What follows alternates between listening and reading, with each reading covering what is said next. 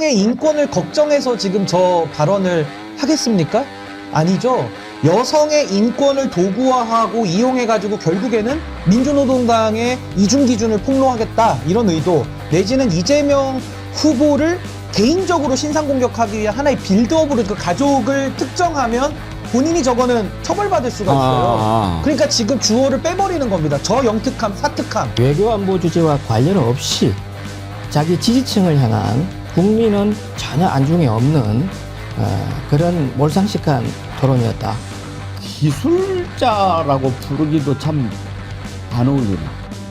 어떻게 이런 자가 정치를 한다고 하는 거지? 질문했는데 질문을 커트시켜버리고, 그리고 떠나는 이준석을 쫓아가면서 질문을 하려고 하는데 그 이준석의 수행원이 그 기자랑 몸싸움을 하면서 다가가지 못하게, 소위 말하는 이틀막을 하는 거죠. 윤석열이 도어 스태핑을 중단하고 MBC 기자들을 막 전용기에 태우지 않고 막 질문을 커트하고 했던 적이 있지 않습니까? 우리가 어디서 많이 봤던 압도적 익숙함입니다, 이거. 윤석열, 한동훈, 김건희를 합쳐놓은 것 같습니다. 윤석열의 이중성과 거짓 시간에 들어가 있고요. 한동훈의 나불나불과 경박성이 들어가 있고요. 더 중요한 거, 김건희의 천박성이 들어가 있습니다. 웬만하면 이준석이 했던 말을 옮기기도 그렇고 다시 듣기도 괴로워서 안 다루려고 생각을 했는데요. 이게 워낙 큰 이슈가 되고, 그리고 이제 이걸 반성하지 않고 오히려 이제 이준석 스타일이 그렇잖아요. 말도 안 되는 얘기를 해놓고 거기에 대해서 지적을 하면 전혀 다른 방향으로 공격하는 거. 그런 기술을 도대체 어디서 익혔는지 모르겠어요. 오늘도 본인이 했던 것에 대해서 사과하지 않고 이렇게 내가 물어봤는데 거기에 대해서 답변을 못한 사람이 더 잘못 아니냐, 이렇게 얘기를 하더라고요. 저는요, 이제 이준석이 나이가 40이 됐잖아요. 어제 보면서 40이라고 하는 나이에 대해서 생각을 해봤는데, 연세 지긋하신 분들은 아시겠지만 40대 기술원이라는 게 있었습니다. 박정희 독재가 한창일 때, 그때 이제 김영삼 정치인이 사선이었어요. 그런데 어떻게 사선이냐, 41살인데 26살에 국회의원이 됐습니다. 그래가지고 사선이 됐어요. 그 41살에 김영삼이 대통령 출마 선언을 합니다. 내가 박정희하고 싸워서 이기겠다. 그리고 그때 김대중 의원이 46살이었어요. 다들 40대죠. 그렇지만 그 40대 젊은 사람들이 박정희 독재 이거 맞서서 싸우려면 정말 우리가 이렇게 싸워야 된다라고 하면서 기치를 들고 나선 게 40대 기술원이었는데, 그때 당시에 당수가 유진산 총재였을 거예요. 구상유취 이런 표현을 씁니다. 입에서 젖비린내 난다. 그러니까 아이고 40살 이제 젊은 애들이 뭘 안다고 이렇게 했는데 결국은 어떻게 됐습니까? 물론 이제 마지막에 대통령 후보는 김대중 후보가 마지막에 단일화를 해가지고 이철승 후보하고, 그래서 대통령 후보가 돼서 박정희하고 붙게 됐죠. 그런데 그 횃불을 맨 처음에 든 사람은 41살의 김영삼 의원이었어요. 그게 시작이었습니다. 그래서 독재와 맞붙어 싸웠는데 사실 그때 김대중 후보가 이긴 선거였죠. 박정희 정권이 말로 할 수 없는 온갖 부정선거를 하고도 68만 표인가? 뭐 잠깐 그 정도로 이겼을 거예요. 그때 군대는요 99%가 박정희였어요. 왜? 투표를 하는데 다 이렇게 보여주고 집어넣게 했거든요. 그때 60만 대군인가 됐는데, 그런 부정선거를 하고 됐는데 뭔 얘기를 하고 싶냐. 이준석이가 나이가 40이에요. 40이라면 왜 40살부터 대통령 출마할 수 있게 합니까? 그래도 40이면 뭔가 좀 세상의 물리도 알고 철도 들고 역사의식도 있고 그럴 거라고 생각해서 40에 대통령 출마 자격 부여한 거죠. 그런데요, 어제 이준석 하는 것은요, 기술자라고 부르기도 참 안 어울리는, 어떻게 이런 자가 정치를 한다고 하는 거지? 어? 어떻게 이런 놈이 40을 먹었지? 제 아들 같으면 그냥 안 두겠어요. 도대체 저 부모는 어떤 부모일까 이런 생각까지 막 들더라고요. 어제 그 욕설 부분 정말 괴로우시겠지만 정말 이래서는 안 되니까 우리가 참고 한번 다시 들어봅시다. 민주노동당 기준으로 여쭤보고 싶은 게 만약에 어떤 사람이 여성에 대해 가지고 얘기할 때 여성의 어떤 성기나 이런 곳에 젓가락을 꽂고 싶다 이런 얘기를 했다 그러면 이거는 여성 혐오에 해당합니까? 아닙니까? 그건 뭐 답변하지 않겠습니다. 민주노당 기준이 없습니까? 이런 성폭력적인 있죠. 발언에 대해서? 그건 있죠. 그러나 지금 이걸 묻는 취지는 잘 모르겠는데요. 기준은 매우 엄격합니다. 매우 문제가 되는 우리는- 발언입니까? 아닙니까? 우리는 당연히 이제 성적인 학대를 한다든가 이런 부분에 대해서는 누구보다 엄격하게 그 정하고 있습니다. 이재명 후보님 동의하십니까? 시간을 충분히 주고 질문을 하시면 좋겠어요. 동의하시는지만 답하시면 됩니다. 동의 안 하시는 겁니까? 이런 발언이 문제 있다는 것을? 시간과 규칙을 지켜서 하시면 좋죠. 네, 이준석 후보의 주도권 토론. 이제 권영국 후보는 너무 당황하고 그래서 그때 뭐 얼른 답변을 하지 않고 그랬는데 오늘 이제 입장을 냈더라고요. 김기현 변호사님. 예. 이준석을 아주 비난하는 그런 입장을 냈죠. 예. 이제 대선 후보에 사퇴해야 되겠다. 처음엔 권영국 후보가 이게 무슨 맥락에서 한 말인지는 못 알아들으셨던 것 같아요.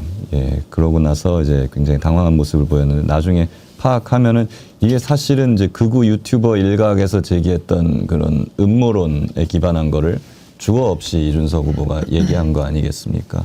대선 토론에서 이런 거를 얘기한다는 것 자체도 굉장히 적절치 않은 일입니다만은 그거를 이제 다른 후보들한테 이렇게 얘기를 하면 아마 이준석 후보 딴에는 저렇게 얘기하면은 이것이 계속 일파만파 퍼져가면서 자기들한테 유리할 거다 이렇게 판단을 한 것 같아요. 그러니까 얼마나 극우 커뮤니티 속에서 이준석 후보가 절여져서 살고 있는지 이거를 제대로 보여준 거고 그 극우 유튜브 속에서 살았던 윤석열만큼이나 극우 커뮤니티에서 살았던 이준석이 얼마나 위험한 사람인가 이걸 극단적으로 보여준 사례라고 볼 수 있겠습니다. 아니 신은규 대표님 예. 어떤 그 기본이라고 하는 게 있지 않습니까? 지켜야 할 선이라는 게. 아니 지금 이준석 저 뭐 후보라는 말 붙이기도 싫은데 저 이준석이라는 자가 권영국 후보에게 질문할 때 그 표정을 한번 자세히 보십시오. 본인이 미간을 막 찡그리면서 굉장히 혐오스러운 표정을 스스로 짓습니다. 그러니까 자기도 지금 자기가 하는 얘기가 얼마나 많은 불쾌감을 주고 있는지를 스스로 지금 표정으로 말하고 있거든요. 근데 저 질문을 권영국 후보한테 왜 할까요? 그러니까 의도성을 우리는 봐야 되는 건데 지금 저 의도가 뭐냐면요. 여성의 인권을 걱정해서 지금 저 발언을 하겠습니까? 아니죠. 여성의 인권을 도구화하고 이용해가지고 결국에는 민주노동당의 이중기준을 폭로하겠다 이런 의도 내지는 이재명 후보를 개인적으로 신상공격하기 위한 하나의 빌드업으로 지금 저짓거리를 하는 거거든요. 그걸 국민들이 모릅니까? 저는 저 이준석의 모습을 보면서 성경에 나오는 솔로몬의 가짜 엄마 있지 않습니까? 자기 자식이 아니다 보니까 자식을 반으로 가르자고 해요. 전 여성 인권에 대해서 지금 인권을 반으로 나누자라고 하는 그 가짜 엄마와 똑같은 아주 역스러운 모습을 우리가 지켜봤다라고 보는 것이고 여기서 이준석의 사악함이 하나 더 나오는 게 뭔지 아십니까? 저기서 이재명 후보라는 이름 또 내지는 그 가족을 특정하면 본인이 저거는 처벌받을 수가 있어요. 그러니까 지금 주어를 빼버리는 겁니다. 저 영특함, 사특함, 저 사악함까지 저 안에는 다 들어가 있기 때문에 이준석이가 하나 모르는 건 뭐냐면요. 자기가 지금 머리 10번 굴려서 저 짓거리를 한 건데 국민들은요. 머리 10번 안 굴려요. 그냥 딱 보면 직관적으로 아는 겁니다. 그걸 이제 인사이트라고 합니다. 인사이트. 그러니까 국민적 인사이트에 저 지금 꾀돌이 같은 아주 그 악당의 그 사특한 꾀를 우리가 지금 보고 있는 것이다. 저 그런 생각이 들고 더 기가 막힌 건요. 지금 저 상황에서 이준석이나 이준석 지지자들이 뭐라고 말하고 있는지 아십니까? 이준석이 성역을 깨는 용기를 냈다라는 식으로 포장을 해주고 있어요. 당당하고 우리 후보가 금기에 도전하는 아주 기백 있는 모습이다. 그러면서 진보 진영의 위선을 고발하고 있다. 왜 강도를 신고했는데 신고한 사람 뭐라고 하냐? 지금 이러고 있거든요. 아니 그러면 기백 있게 바바리맨이 여고 앞에 가가지고 자기 알몸 보여주면 그 됩니까? 그 바바리맨의 기백을 지금 말하는 거예요? 아니면 강도가 기백 있게 남의 집에 문 따고 들어가서 칼 들고 집주인을 위협해서 돈을 뺏는 그 기백을 지금 말하는 겁니까? 무슨 말 같은 소리를 해야 되지 않겠습니까? 이게 자기 지지자들 그 특정 커뮤니티에서는 통할 아주 궤변인지는 모르겠습니다만은 국민을 무시하고 있다. 전 이 부분이 이준석 퇴출해야 될 가장 강력한 논거고요. 마지막으로 이 말씀만 드리면 이준석은 세 사람을 합쳐놓은 것 같아요. 윤석열, 한동훈, 김건희를 합쳐놓은 것 같습니다. 윤석열의 이중성과 거짓이 그 안에 들어가 있고요. 한동훈의 나불나불과 경박성이 들어가 있고요. 더 중요한 거 김건희의 천박성이 들어가 있습니다. 이 세 개를 합쳐놓은 게 누구냐? 저 화면에 나와 있는 저 이준석. 담도 넘지 않고 시끄러 임마 얘기하면서 쇼를 즐겨하는 그 이준석. 전 그렇게 정리하고 싶습니다. 정말 해로운 사람입니다. 이준석이 아침에 페이스북에 이렇게 글을 올렸네요. 어제 TV토론에서 평소 성차별이나 혐오 문제에 대해 적극적으로 입장을 밝혀오신 두 분 후보에게 인터넷상에서 누군가가 했던 믿기 어려운 수준의 발언에 대해 입장을 구했습니다. 끝까지 이제 직접 적시를 안 하는 거죠. 그러면서 공공의 방송인 점을 감안해서 원래의 표현을 최대한 정제해서 언급했는데도 답변을 유보했다. 왜곡된 성의식에 대해서 추상 같은 판단을 하지 못하는 후보들은 자격이 없다고 확신한다. 돼지 발정제 홍준표는 인정하고 사과했다. 지도자의 자세는 그처럼 국민 앞에서 책임 있는 입장을 밝히는 것이 아직도 반성을 하지 않죠. 송평수 변호사님, 지금 한 변호사가 이준석을 형법상 모욕죄, 허위사실 적시 명예훼손죄, 공직선거법상 후보자 비방죄로 고발했던데 법적으로 이거 문제가 되지는 않습니까? 고발자 입장에서요? 아니 지금 이 고발을 했는데 이준석 후보한테는 뭐 상당한 타격이 있을 수도 있습니다. 법적으로도 문제가 된다고 보시는지. 문제가 될 소지가 있고요. 민주당도 고발할 겁니까? 그거는 뭐 아직 제가 어떻게 하고 있는지 잘 알지는 못합니다. 지금 이준석 후보는 특유의 갈라치기뿐만 아니라 국민들에게 어떤 혐오의 정치, 특히 여성을 어떤 도구화해서 자기에게 어떤 유리한 것을 얻어내려고 하는 아주 좋지 않은 그런 태도를 가지고 있습니다. 40대에 불과한 분이 국민들에게 희망을 주고 어떤 현재의 어떤 어려운 상황에 대해서 같이 풀어나가고자 하는 그런 고민을 얘기하고 이렇게 해야지 그 반대의 정치를 하고 있다는 것이 대통령 후보의 자격뿐만 아니라 국회의원 자격까지도 의심하게 만들었다고 봅니다. 근데 저는요, 법치보다 더 강한 게 정치거든요.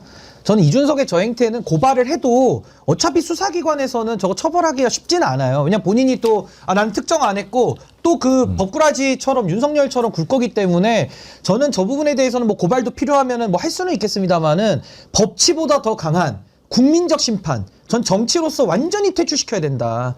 그렇게 해서 저 부분에 대한 저 반정치는 법치로서 우리가 뿌리를 뽑는다기보다는 정치 복원의 일환으로서 이준석 퇴출 운동이 전 대한민국 정치 정상화하는 첫 단추가 될 것이다. 전 더 강력한 수단으로 맞서야 된다고 저는 봅니다. 동의합니다. 이준석 얘기 더 안 하고 싶지만 이번 기회에 확실히 이준석이라는 사람 대한민국 정치와 국민들을 위해서 퇴출시켜야 한다고 생각합니다. 그래서 좀 더 짚어보겠습니다. 계엄 당일날 이준석이 어떻게 했습니까? 표결에 참여했습니까? 참여하지 않았습니다. 그 대신 어떻게 했습니까? 국회 밖에서 쇼하고 있었죠. 그때 다른 사람들 다 담 넘어서 들어가고 있었어요. 그걸 보고 보좌관이 저 담 넘어서 들어가는데요. 그런데 어떻게 했습니까? 시끄러 새끼야. 그랬던 자입니다. 어제 이재명 후보가 그 문제를 지적을 했는데 뭐라고 답했습니까? 한번 들어보시죠. 제가 물어보는 핵심은 왜 집에까지 가서 샤워하고 옷 갈아입고 너무 여유롭지 않았냐 그 말씀 드리는 거예요. 똑같은 이유라면 제가 지난번에 말씀드린 것처럼 그럼 그때 들어오지 않은 민주당 의원 17명은 어떤 분들입니까? 남 얘기하지 말고 본인 얘기를 해보세요. 아니요. 같은 기준을 적용하셔야죠. 아니 내가 물어본 건 본인 얘기예요. 자꾸 논점을 흐리지 뭘 마시고. 원하시는 건지 모르겠어요. 그러니까 왜 제가 그랬냐고 물어보죠. 저를 도덕적으로 비난하시려는 겁니까? 아니면 어떤 기준을 잡으시는 겁니까? 질문에 답을 하시는 게 좋지 않겠어요? 그러니까 무엇을 문제 삼으시는 아니 왜 겁니까? 집에 가서 샤워하고 그렇게 여유 있게 했냐.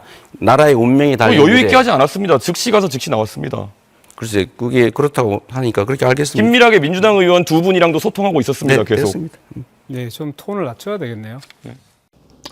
예, 그러면 그때 당시에 이준석이 어떻게 했는지 한번 보시죠. 그 사진 한번 쭉 보여줘 보세요. 그래요. 그때 당시에 국회 앞에서 막 그 뭐 다투는 모습 이런 것만 보여줬죠. 경찰들이 국회 앞을 다 가로막고 있었고 예. 이준석 후보는 경찰들한테 이제 항의를 하고 있었는데 옆에 있는 보좌관으로 보이는 사람이 옆에 담 넘어가는데 담을 넘어가시죠라고 예. 하니까 이준석 후보가 시끄러 임마 이러면서 이제 본인 담을 넘지 않았습니다. 근데 저는 어제 굉장히 실망을 많이 했던 것이 이준석 후보가 맨날 이재명 후보를 공격하면서 하는 말이 잘못했으면 사과를 해라 왜 사과를 하지 않느냐 이러는 거였어요. 근데 저는 그래서 국회 담을 넘어서라도 국회에 들어가지 않은 거 국민의 입장에서 봤을 때 명백한 잘못이거든요. 그리고 젓가락 발언 이건 말해서 뭐예요. 그래서 저는 어제 반응도 그 이준석 후보를 지지한다는 펜코 커뮤니티 이런 데서도 이걸 쉽사리 실드를 못 치더라고요. 이거는 어떻게 될지 우리도 모르겠다. 큰일 날 수도 있겠다. 이런 거여서 저는 최소한 오늘 아침에 최소한도의 어떤 사과나 뭐 유감 표명은 있을 줄 알았어요. 근데 완전히 지금 뻔뻔하게 자기 하나도 잘못한 것이 없고 오히려 나는 질문을 하려고 했는데 뭐가 잘못됐냐? 허위 사실도 아니다. 이렇게 뻔뻔하게 나가고 있거든요. 이런 사람은 굉장히 위험하다는 것이고 그리고 지금 이재명 후보가 왜 국회 담 넘어서라도 빨리 안 들어왔냐는 질문에 대해서 아니 다른 민주당 의원들도 못 들어간 사람들이 있었다. 뭐 나는 통화하고 있었다. 뭐 그때는 뭐 의결이 된 후였다 하면서 온갖 변명으로 지금 일관을 하고 있는데 이렇게 변명으로 일관하는 태도를 가진 사람이 대한민국에 있어요. 이런 부류가. 범죄자라고. 예. 자기한테 지적하면 나만 잘못했어? 쟤네들도 다 잘못했는데 왜 나만 갖고 그래? 딱 이거거든요. 이거 굉장히 부적절합니다. 신은규 대표님 보시기에 이준석이 왜 국회 앞까지 와놓고 표결하러 안 들어가고 밖에서 쇼했다고 생각하십니까? 이게 그러니까 계엄 상황이면은 우리가 비유하자면 집에 불난 거랑 비슷하거든요. 집에 불났으면은 소방차가요. 그냥 있는 차도 끌어내면서 그냥 들어오는 겁니다. 불 꺼야 되니까요. 사람 살려야 되니까요. 그 정도로 절체절명의 위기 상황이니까 민주당의 많은 의원들 또 내지는 국민의힘의 18명의 의원들도 국회 안에 진입을 한 겁니다. 근데 그 의원들은 어떤 생각을 했을 거냐면요. 담을 넘다가 다치는 거 감수하겠다. 들어가서 계엄군한테 총에 맞서는 거 나 죽어도 죽을 거고 하고 맞겠다. 이 두 가지가 전제가 돼 있는데 이준석은 그게 없는 거죠. 안에 들어가는 거 무섭다. 난 쫄았다. 안 간다. 그리고 또 하나는 앞에 카메라도 많은데 그 경찰 하급 직원들하고 그 YS 옛날에 그 흉내내는 것처럼 소리 한 번 치고 호통 한 번 치면 내가 여기서 민주투사 비스무리하게 이미지 잡히지 않겠냐. 마치 한동훈이요. 부천 화재 현장 가가지고 딱 이렇게 턱에 손을 딱 괴는 순간 카메라 플래시가 다다닥 터지는 장면이 있거든요. 그거랑 똑같은 거죠. 그러니까 이런 비겁자 내지는 이런 식의 본인의 정치적 이익만을 위해서 국가적 위기까지도 이용하는 사람은 절대 정치 연절이 있어서는 안 되고 해로운 겁니다. 절대 안 되는 겁니다. 근데 저는 제가 뭐 이준석 후보의 부모님을 거론하고 싶지는 않고요. 지금 정치를 같이 하고 있는 사람 있지 않습니까? 천하람 의원, 이주영 의원 이런 사람들은 입장이 없습니까? 아니 이런 발언 괜찮아요? 이런 상황인데도 다당의 대통령 후보로 밀 수 있습니까? 국민들한테 찍어달라고 할 수 있습니까? 이준석이가 사과를 안 하면 자기들이라도 해야 되는 거 아니에요? 근데도 불구하고 침묵하고 그 옆에서 이준석 중심으로 뭐 세대 교체니 뭐니 뭐 교체 노래를 부르고 있던데 이게 굉장히 심각한 겁니다. 악에 침묵하고 악에 동조하는 거, 악을 방치하는 거 그거 사실상 한 편인 거죠. 악과 한 몸인 거죠. 이 교체가 아니라 그냥 젊은 윤석열이에요. 이게 지금 큰 문제가 되는 것 중에 하나가 저는 또 여기에도 주목하고 싶은 것이 이준석 후보가 그 당시에 뭐 술을 먹고 있었다고 합니다. 술을 먹고 있었다가 집에 가서 샤워를 하고 국회로 왔다라는 거거든요. 아니 지금 신인기 변호사님 말씀하신 대로 집에 불이 났는데 지금 계엄군이 쳐들어오는데 집에 가서 샤워를 하고 다시 온다? 이런 생각이 이제 상식적으로 가능합니까? 국민이 주권자인데 우리가 만약에 사장이 직원을 뽑는다고 우리의 일꾼을 뽑는다고 했을 때 이런 사람 뽑을 수 있겠어요? 전혀 못 뽑죠. 그럼 저는 여기서 이 생각을 해봤어요. 왜 집에 갔을까? 왜 샤워를 했을까?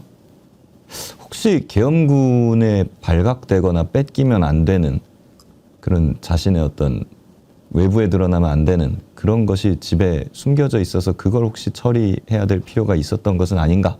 이런 생각까지 저는 듭니다. 문속의 외님 쿠데타 일어났는데 집에 가서 목욕 재개하는 새끼는 처음 봅니다. 그러는데 아니 국회까지 왔잖아요. 왜 왔습니까 국회의원이? 계엄 해제 의결을 하러 온 거 아닙니까? 그런데 들어갈 수 있는 방법이 막혀 있는 것도 아니고 다른 사람들 다 들어가고 옆에 보좌관이 들어갈 수 있다고 얘기하는데도 시끄러 임마. 그거는 뭡니까? 나는 지금 표결에 참여할 생각은 없고 어떻게 해서든지 내 모습이 지금 화면에 나오게끔 해야 된다. 이 생각밖에 없었던 거죠. 이게 본질 아닙니까, 송평수 변호사님?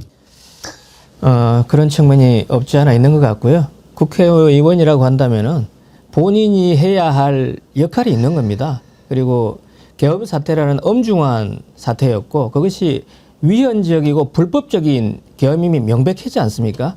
국회의원이라면 그런 판단하는 것은 어렵지 않을 것이고요.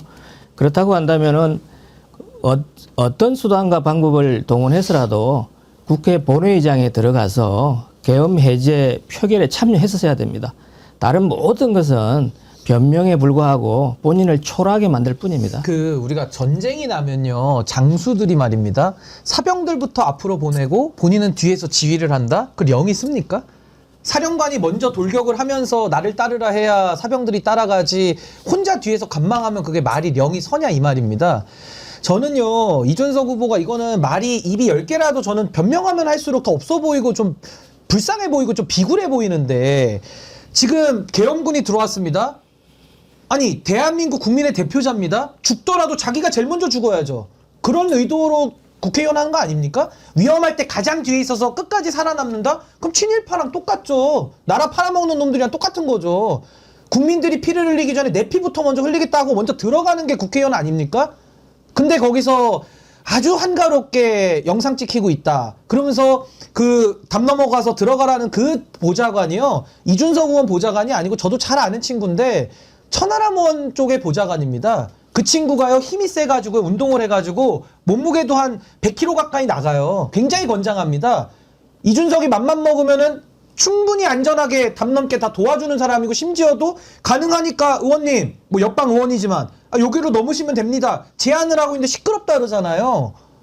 그러니까 자기는 희생 안 하겠다는 거죠. 자기는 계엄군이 들어오니까 쫄아가지고 밖에서 서 있겠고 구경이나 하겠다는 건데 어떻게 이런 인간이 정치를 합니까? 부끄러워서라도 배지를 떼고 그 보좌관이 배치다는 게 훨씬 낫죠. 그 보좌관이 배치다는 게 훨씬 나라에 유익합니다. 저는 이준석의 민낯이 지금 너무 많이 드러났기 때문에 이건 거의 수습불가 상황 아니냐, 전 그렇게 봅니다.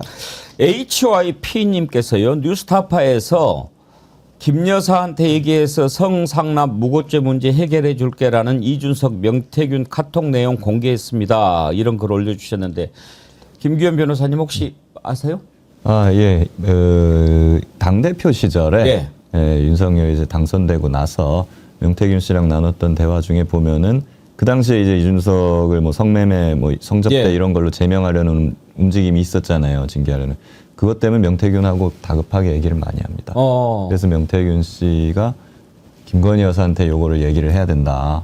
당에 내가 얘기를 해갖고 무마될 수 있도록 이렇게 해보겠다는 취지의 대화를 나온 게 있고요. 이게 최근에 보도가 됐었고, 어저께 지금 뭐 이제 젓가락 토론회 발언 때문에 묻히긴 했습니다만 어제 낮에 이준석 후보가 긴급 기자회견을 했잖아요. 그러면서 뭐 단일화는 없다 뭐 이런 말을 했는데, 그때 뉴스타파 기자가 요런 주제로 질문을 하려고 다가갔습니다. 질문했는데 질문을 커트시켜버리고, 그리고 떠나는 이준석을 쫓아가면서 질문을 하려고 하는데 그 이준석의 수행원이 그 기자랑 몸싸움을 하면서 다가가지 못하게 가로막고, 소위 말하는 입틀막을 하는 거죠, 기자들 거기에 대해서. 그러는 영상이 있었습니다. 지금 어제 토론 때문에 묻혔지만은 저는 윤석열이 도어 스태핑을 중단하고 MBC 기자들을 막 전용기에 태우지 않고 막 질문을 커트하고 했던 적이 있지 않습니까? 그것과 똑같은 짓을 지금 이준석 수행원 이준석 측에서 한 거거든요. 그렇기 때문에 이거는 우리가 어디서 많이 봤던 압도적 익숙함입니다, 이거. 윤석열이랑 똑같은 거죠. 그러면서 무슨 교체를 말하고 뭐가 새롭다는 것인지 하나도 모르겠어요. 아니, 이준석이 과거에 상품성을 가졌을 때 보수에서도 희망으로 본 적이 있었습니다만은 결국 국민적 지지를 받아왔던 거거든요. 근데 그때 당시 이준석은 어떻게 행동했느냐? 언론 가리지 않았습니다. 언론 매체 크기도 가리지 않고 진영도 가리지 않고 본인이 다 인터뷰하겠다, 이제 이런 모습들, 피하지 않는 모습들을 국민들이 상당히 높게 평가했고, 특히나 이 보수 진영에서는 좀 가리는 게 많다 보니까 좀 차별화된다, 다르다, 신선하다 이렇게 생각을 한 건데, 지금 이준석의 모습을 보십시오. 도망 다니기 바쁩니다. 뉴스타파 기자랑 차도 한 잔 못 마셔요. 전화도 한 통 못 받습니다. 뭐가 이렇게 감출 게 많죠? 뭐가 이렇게 부끄러워서 대화를 못하죠? 그러니까 이준석이라는 정치인이 그동안 지지를 받아와서 여기까지 몸집을 키워온 건데 지금은 본인이 그동안 지지받아왔던 행동들과 완전히 정반대로 하고 있거든요. 그냥 리틀 윤석열. 어제 권영구 후보님의 말씀을 빌리자면 그냥 40대의 윤석열. 40대 술도 먹으니까 술 먹는 윤석열 똑같은 겁니다. 단 안 넘는 윤석열. 네, 비겁한 윤석열. 그러니까 이런 식의 정치를 하면요. 이준석은 다시는 제가 볼 땐 동탄에서도 그 지역구의 구민들이 이준석한테 속았다고 생각을 하지 어떻게 누가 지지를 더 보내겠습니까? 그러니까 저는 지금 자기 무덤을 파고 있는데 이준석은 자기 무덤 파고 있을지라도 국민들의 이름으로 좀 퇴출시켜야 된다. 다시 한번 강조드립니다. 참 더 이상 얘기하기가 좀 그런데 그냥 정치를 그만두는 게 맞습니다. 그렇게 하는 거 아니에요, 정치는. 정치는 그렇게 하는 게 아니고요. 이런 사람이 정치에서도 안 되고요. 이준석에 대해서는 이준석을 너무나 잘하는 분이 또 한 분 계시죠. 이번에 민주당 입당한 허은하 전 개혁신당 대표 우리가 2부에 모십니다. 더 한번 이준석에 대해서 물어보도록 하지요. 어제 이준석이 이재명 후보한테 토론 한 번 더 하자. 김어준 뉴스공장도 상관없다 이렇게 얘기했죠. 근데 김어준 대표가 관심 없다 그랬네요. 아니 먼저 오려면요 뉴스타파 인터뷰 한번 하고 오세요. 아. 그거 먼저 하면은 뭐 김어준 씨한테 가서 뭐 토론회도 하고 요구할 자격이 생기지. 뉴스타파하고 전화도 못 받는 쫄보가 뭘 한다고 지금 덤빕니까? 힘센 척하고 그냥 멋있는 척하는 거지. 지금 급이 전혀 안 맞습니다. 이왕이면 하려면은 허은하 대표랑 우리 신인규 변호사님도 거기 참석해서 같이 하는 식으로 하면 어떨까요? 저는 한 10분 안에면 정리할 수 있기 때문에 10분이면 가능한 수준입니다. 제가 좋은 볼 것 때는. 같습니다. 다음으로 넘어가기 전에 어제 마지막에 이재명 후보가 토론 정리하면서 했던 발언 한번 들어보겠습니다. 참 아쉽습니다. 정책 토론으로 우리 국민들께 희망을 드려야 되는데 마치 뒷담화하는 자리 같이 되어버렸습니다. 죄송합니다. 우리 국민들께서는 기득권자들이 만든 위기를 언제나 국민들의 힘으로 이겨내왔습니다. IMF도 그리고 박근혜 국정농단도 그리고 작년에 12월 3일에 군사 쿠데타도 우리 국민들의 힘으로 이겨내왔고 이겨내는 중입니다. 투표가 총알보다 강하다는 것을 이 나라의 주인이 국민이라는 것을 꼭 보여주십시오. 그리고 국민 여러분 정말로 열심히 준비했습니다. 저에게 꼭 기회를 한번 주시기를 재산 부탁드립니다. 감사합니다. 민주당 선대위 대변인 입장에서 우리 송병수 변호사님은 3차까지 이어진 TV 토론 전체적으로 어떻게 평가하십니까? 아까 말씀드렸듯이 1차, 2차, 3차 공이 이재명 후보가 철저하게 준비되고 또 국민들에게 안정감과 신뢰감을 주는 대통령감이다. 또 대통령다운 모습을 보였다. 이렇게 평가합니다. 그리고 김문수 후보나 이준석 후보는 시종일관 네거티브를 하려고 나왔고 자신이 무엇을 해야 할지에 대한 어떤 정책적 비전을 제대로 제시하지를 못하고 이재명 후보의 작은 부분을 들추어내서 공격하기에 혈안이 되어 있었습니다. 그런 부분에 대해서는 대통령 후보로서 자격이 없다 이런 생각을 하게 됩니다. 예, 이제 내일이 사전 투표. 만약에 뭐 국민의힘이 그렇게 주문처럼 외워대던 단일화도 하려면은 오늘까지인데 이준석 하는 거 보고는 이제 단일화도 하자는 말도 못할 것 같아요. 그렇지 않습니까? 그렇습니다. 본인이 뭐 2번이나 기자회견 회견까지 했고 아니 이준석이 안 하겠다고 해서 안 하는 게 아니라 지금 이준석이 이렇게 됐는데 그 쓰레기를 오물을 왜 안 하려고 그러니까 하겠어요. 이제는 합쳐도 마이너스 나니까 그러니까. 안 사죠. 근데 예. 더 중요한 거는 이준석이 그동안에 거의 이거 저는 폰지 사기 수준이라고 보는데 너무 거품을 많이 키워놨어요. 그래놓고 경쟁력도 없으면서 입만 살아가지고 나불나불만 그동안 벌여왔기 때문에 이제는 국민의힘이 안 살 겁니다. 예, 어제 그 토론 때문에 더 그럴 겁니다. 저는 개인적으로 지금 이준석 후보에 대한 거품이 이제 확 꺼질 것으로 보는데 이준석 후보 그러니까 양자 대결 이런 걸 보면은 이준석을 지지했던 사람들 중에 양자로 가면은 이재명을 지지하겠다. 이준석이 없으면. 그렇게 봤던 분들도 많거든요. 그분들이 어제 이준석의 실체를 명확하게 깨달았을 것이다. 그래서 그분들이 결과적으로는 지금 이재명 후보로 다시 돌아올 수밖에 없고, 이렇게 되면은 이재명 후보의 어떤 득표율이나 이런데 이게 배가 될 것이다라고 저는 이제 보여집니다. 근데 이게 잘 된 게 뭐냐면요. 이준석에게 우리가 늘 잊어서는 안 되는 게 결국 윤석열 시대를 연 장본인입니다. 그러니까 늘 양두구육을 우리가 늘 놓치는 경향이 있어서 결국 윤석열과의 내부 권력 투쟁에서 밀려난 게 본질이고요. 윤석열과 같이 손붙잡고 입당을 촉구했고 대선을 치러서 세대포 이론이라는 용도 폐기된 이론을 가지고 사실상 대한민국을 망쳐온 게 맞기 때문에 저도 제 책임을 면제받으려고 하지 않습니다. 저도 그때 당시에 국민의힘이 있었고 책임이 너무 크죠. 그 책임을 씻는 방법으로 가야 되기 때문에 저도 더더욱 이준석 퇴출에 제가 가장 전면에 쓸 것이고, 이준석의 책임에 있어서는 윤석열 시대를 연 장본인, 이거 저는 잊어서는 안 된다. 그리고 윤석열보다도 더할 친이 쿠데타의 곱빼기에 10번을 더할 인간 유형이다. 전 그렇게 봅니다. 내일 드디어 이제 심판이 시작이 되는데 제가 여러분께 몇 차례 말씀드리죠. 이번 대선은 누가 되고 안 되고 그런 승부나 그런 싸움이 아니다.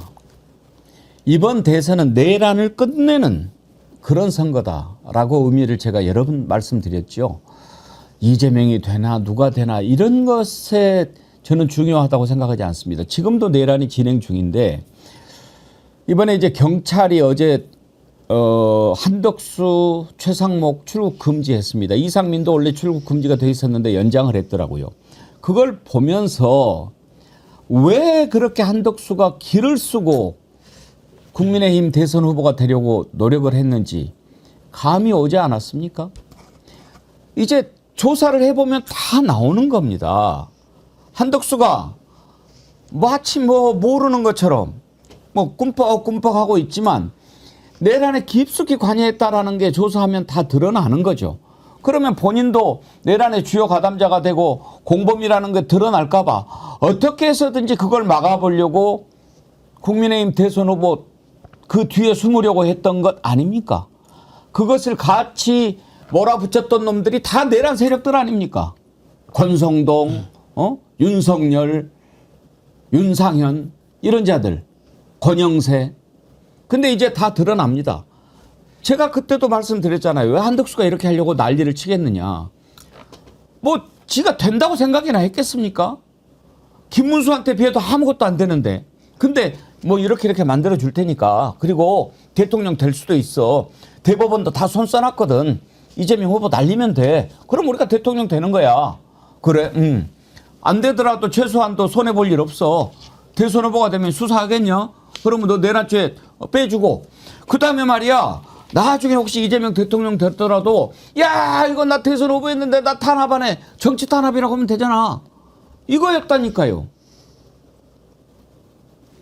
김기현 변호사님, 최상목 한덕수 출국 금지했다라고 하는 것은 혐의 사실을 입증할 만한 뭔가가 발견됐다는 거 아니겠습니까? 그렇죠. 그렇게 볼 수 있는 것이고 또 어제 보도에 따르면은 경찰 조사에서 한덕수나 최상목이나 이런 사람들이 자기가 진술해 왔던, 자기가 주장해 왔던 거랑 상당히 다른 정황을 뒷받침하는 CCTV나 이런 것들이 발견됐다 이렇게 나왔습니다. 왜 그랬겠습니까? 헌법재판관 임명을 거부하고 이완규령과 알박기라고 관세 협상을 무리하게 추진하고 대통령 출마까지 한덕수라는 사람의 평생 관료로 자라왔던 그런 캐릭터와는 완전히 다른 행보를 보여온 거거든요. 굉장히 무리하게. 왜 그랬겠습니까? 뭔가 구린 게 있으니까 그랬던 것이고 그게 이제 발견되고 있는 것이죠. 지금 보도에 따르면은 한덕수 후보가 계엄 전에 포고령을 알았고 CCTV상에 보면 여러 가지로 회의하고 지시하고 이런 정황들이 담겨 있다는 것들이 속속 드러나고 있는 거거든요.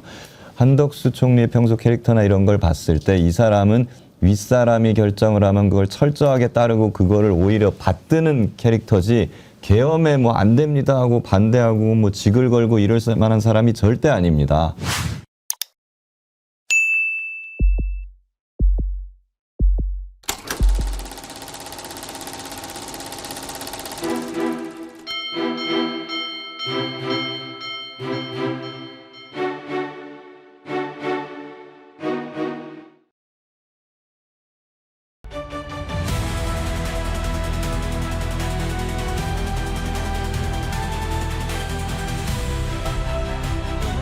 여러분